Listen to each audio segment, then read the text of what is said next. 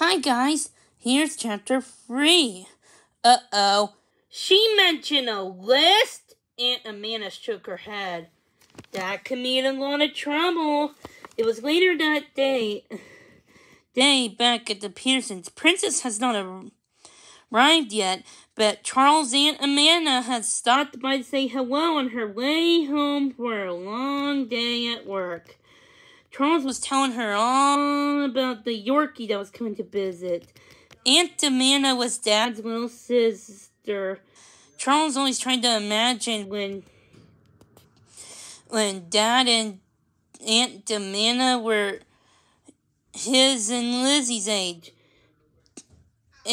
Dad once told him that Aunt Amanda reminded him a lot of Lizzie. So maybe when Aunt Amanda was Lizzie's age, she was bossy too. But if she was bossy then, she was definitely nice.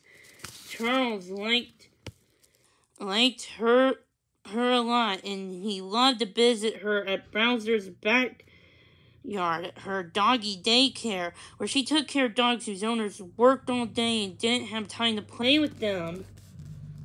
Then Lizzie worked there one day a week, and she learned a lot every time. Charles thought Aunt Amanda might be the only person in the universe who knew more about dogs than Lizzie did. Now, Aunt Amanda and Charles were sitting on the Pearsons' back decks, watching their dogs in the back around the backyard with Buddy.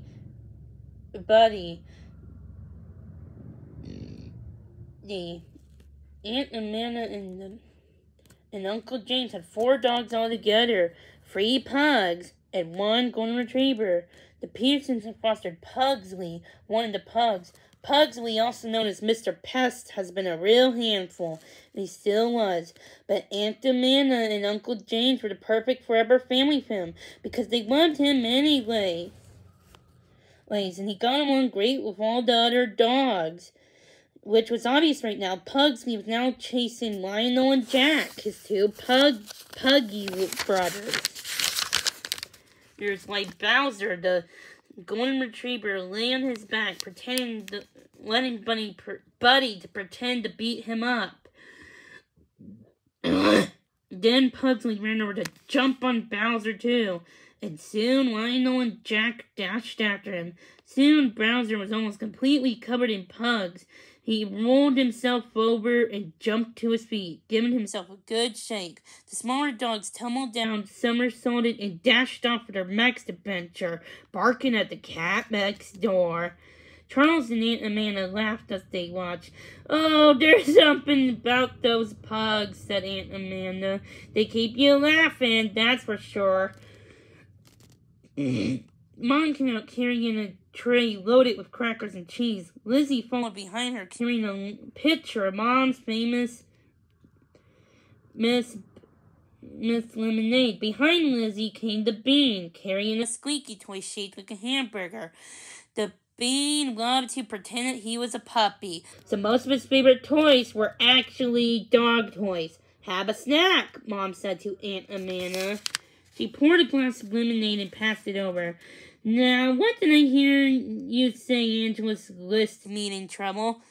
"Dates," Aunt Amanda said, taking a sip of the lemonade.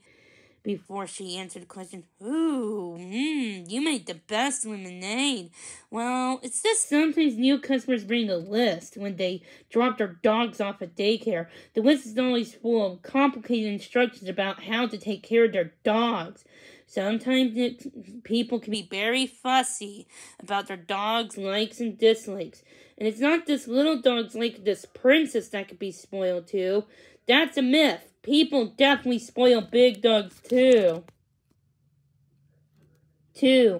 "For example?" asked Mom.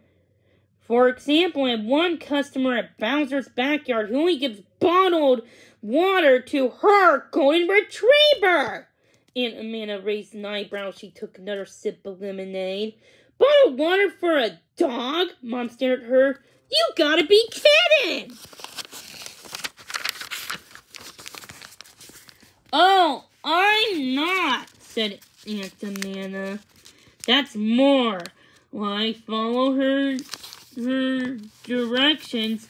Some dogs have sensitive stomachs, said Lizzie. If they drink different water from what they're used to, they get an upset tummy. Absolutely correct, dear, said Aunt Amanda. And I, for once, is usually caring for 30 dogs at once, so I don't have the time to be cleaned up after one dog with an upset tummy, if you know what I mean. She smiled. But the thing about these people's lists, usually the people made their dog into a fussy, picky creature. Sure, if you only give your dog bottled water, that's what your dog's going to get used to, and what it's going to expect. It's not the dog's fault they're spoiled, it's the people's fault. Mom nodded. Well, Angela should be here any minute to drop Princess off. We'll just have to wait and see what's on her list. Hopefully it won't be too complicated. Hopefully, echoed Aunt Amanda, smiling into her glass of lemonade. Anyway, I almost forgot what you came over to. I would like to see if either of you, she looked at Charles and Lizzie, would like to help me out with a new activity I'm going to be doing with Bowser. It's a program at the library called Reading with Rover. I heard of that, Lizzie said. It's when kids read the dogs. Exactly. Amanda nodded. That the program pairs kids who don't like reading or are having a hard time learning to read with a dog and her owner. Now, it seems that reading to a dog makes reading so much fun and faster. It helps the kids learn faster and they end up doing better in school. That sounds wonderful, said Mom. Amanda went on. Bowser and I just finished a training program where we learned how to get kids motivated to read and how to keep the dog's attention on the kid. Bowser did pretty well when he practiced on that part. He got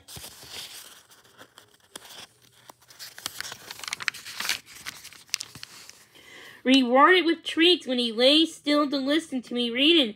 Anyways, we'll go on Saturdays, and tomorrow we'll have our first session with a reader. I'm excited, but I think I can use some help making sure that Bowser says calm and focus in the library. Charles was about to say he would love to help. He loved dogs, and he loved reading. The program sounded like fun. But before I could say a thing, Lizzie spoke up. I'll do it, she said, waving her hand as if she were at school, hoping to be calm on. Then suddenly she frowned. Oops, oh no, did you say tomorrow? She put her hand back and frowned. Oh, I can't. Saturday's the day I volunteer at Caring Paws. Phooey. Lizzie worked one day a week at the local animal shelter, helping to take care of all the dogs and cats that were waiting to be adopted. Aw, too bad, big sis, Charles said cheerfully. Guess I'll do it instead. Lizzie stuck her tongue out at him, but he didn't care. He was going to help Aunt Amanda. Just then, the doorbell rang. Oh, that must be Angela, said Mom. Then they all got up and went to greet their new foster puppy. When Mom opened the door, Angela was standing there, clutching a pink plastic dog carrier in the shape of a palace, complete with 3 pink flags flying from 3 towers. Charles thought Angela looked like she might have been crying, but now she put on a big smile. Her Majesty has arrived, said Angela, holding up the little carrier with things inside. Here's my little princess. Princess sat inside in the carrier, nestled on top of a silky pink blanket. She was wearing another t-shirt. This one said, I'm a princess, spelled out in pink glitter. There was a matching pink bow in her hair, and Charles couldn't hardly believe his eyes. The puppy's teeny tiny toenails were painted pink, too. Here, said Angela, as she handed a thick stack of stapled papers to Mom. This is the list.